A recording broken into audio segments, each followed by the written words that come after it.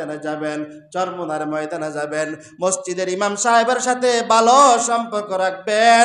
আপনি বলবেন আমি তো কোরআন পড়ি নাই, হাদিস পড়ি নাই, আমার আমল নামায় কোরআন এবং হাদিস পড়ার আমল কই থেকে আসলো? আল্লাহ রাব্বুল আলামিন ডাক দিয়ে বলবেন, বান্দা তুমি হাদিস পড়ো নাই, কোরআন পড়ো নাই, নামাজ কালাম তেমন পড়ো নাই, কিন্তু হক্কানি মসজিদের ইমামের সাথে তোমার ভালো সম্পর্ক ছিল, এই কারণে আমি আল্লাহ রাব্বুল আলামিন তোমাকে জাহান্নাম থেকে মুক্তি দিয়া জান্নাতের মেহমান বানাই দিলাম। বাইরের মাইকটা বন্ধ করে দেন।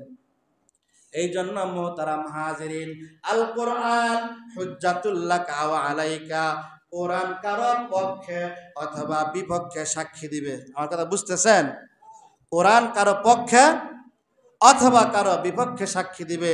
এই জন্য আমরা কি চাই যে কোরআন আমাদের পক্ষে সাক্ষী দেয়? সবাই চাই? হ্যাঁ, না দুই চারজন এমন আছি যে না কোরআন আমার বিপক্ষে সাক্ষী দেখ? যদি চান যে কোরআন আমার পক্ষে সাক্ষী দেখ, তাহলে হকিয়তের উপরে আপনার থাকতে হবে, ভালোকে ভালো বলতে হবে, কালোকে কালো বলতে হবে, সাদাকে সাদা বলতে হবে, বাতিলকে বাতিল বলতে হবে, সুন্নাহকে সুন্নাহ বলতে হবে, কোরআনকে কোরআন বলতে হবে, হারামকে হারাম বলতে হবে, হালালকে হালাল বলতে হবে। জোরে বলেন ঠিক কিনা? আল্লাহ রাব্বুল আলামিন পয়গম্বরকে ডাক দিয়া বলেন, তাহা মা আনজালনা আলাইকাল কুরআনা লিতাশকা, ইয়া আইয়ুহান নবী, আমি আপনাকে কষ্ট দেওয়ার জন্য কোরআন নাজিল করি নাই, আমি আপনাকে বিরক্ত করার জন্য কোরআন নাজিল করি নাই, আমি আপনাকে অতিরঞ্জিত করার জন্য কোরআন নাজিল করি নাই। কোরআন নাজিল করেছি ইল্লা তাযকিরাতাল লিমান ইয়াখশা, তার মানে হাবিব, কিয়ামত পর্যন্ত একদল মানুষ কোরআনের বিপক্ষে থাকবে, আর একদল মানুষ কোরআনের পক্ষে থাকবে। যে সমস্ত মানুষগুলা কোরআনের পক্ষে থাকবে, এই সমস্ত মানুষগুলাকে কোরআন মসজিদ চিনাবে। এই সমস্ত মানুষগুলা কোরআনের পক্ষে থাকবে, এই সমস্ত মানুষগুলাকে কোরআন মাদ্রাসা চিনাবে। যেই সমস্ত মানুষগুলা কোরআনের পক্ষে থাকবে, এই সমস্ত মানুষগুলাকে কোরআন আলেম ওলামাদের সাথে ভালো সম্পর্ক রাখাবে।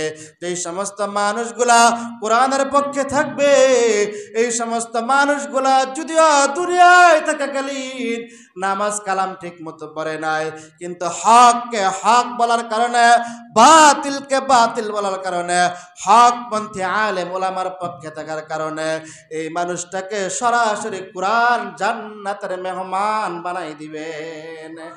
পক্ষান্তরে যেই মানুষটার বিপক্ষে কোরআন সাক্ষী দিবে, সে দেখবেন মাঝে মাঝে আলেম ওলামাদেরকে খোঁচা দিয়া কথা বলবে, মাঝে মাঝে ইসলাম বিরোধী কথা বলবে, মাঝে মাঝে মসজিদ বিরোধী কথা বলবে, মাঝে মাঝে মাদ্রাসা বিরোধী কথা বলবে।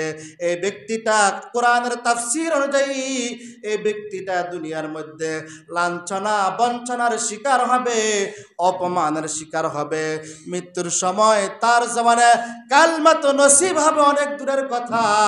এই কোরআনের বিপক্ষে থাকার কারণে তাকে সরাসরি কোরআন জাহান্নামের মধ্যে নিক্ষেপ করবে। এই জন্য মুহতারাম হাজরিন, আমরা সবাই কোরআনে কারিমের পক্ষে থাকতে চাই ইনশাআল্লাহ। নামাজ না পড়া জোরে বলেন, নামাজ পড়া যদি আমরা কোরআনে কারিমের পক্ষে থাকতে চাই, তাহলে তারাবির সময় মাত্র এক কাতার লোক হয়। কে লাগে? মাত্র এক কাতার লোক হয়, এক কাতার হয় না, 2-4 শর্ট হয়। এটা আমাদের জন্য লজ্জার বিষয় না? জোরে কন্যাকে লজ্জার বিষয় নেই। কোরআনে কারিমের পক্ষে থাকতে গেলে আলেম ওলামার বিরুদ্ধে কোনো ষড়যন্ত্র করা যাইব? জোরে বলেন, বিপক্ষে কোনো কথা বলা যাইব?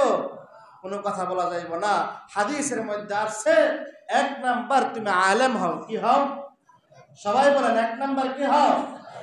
আলেম হও। 2 নাম্বার আলেমের ছাত্র হও। আলেমের কি হও? 3 নাম্বার আলেমের কথা শোনো। 3 নাম্বার কি? তাহলে 1 নাম্বার কি? আলেম হওয়া। 1 নাম্বার কি? সবাই বলেন, 1 নাম্বার। 2 নাম্বার আলেমের, 3 নাম্বার আলেমের। জোরে বলেন। অনেক সময় আলেমের কথা ভাল লাগে না, কি লাগে না, ভাল লাগে না। তাইলে হাদিসের ইবারতের মধ্যে আসছে চতুর্থ নাম্বার, যেহেতু ওই আলেমের কথা তোমার ভালো লাগে না, তুমি দূর থেকে আলেমরা মহব্বত করো। কি করো? দূর থেকে। আর আলেমের কথা তো আপনার কাছে ভালো লাগে না, এখন কি করবো আমি? দূর থেকে আলেমরা মহব্বত করবো, কিন্তু বিরোধিতা করার কোনো সুযোগ। জোরে বলেন। আল্লাহ তাআলা আমাদেরকে বুঝা শুইনা পরিপূর্ণ রমজানের হক হাকিয়ত আদায় করার তৌফিক দান করে সকলে বলে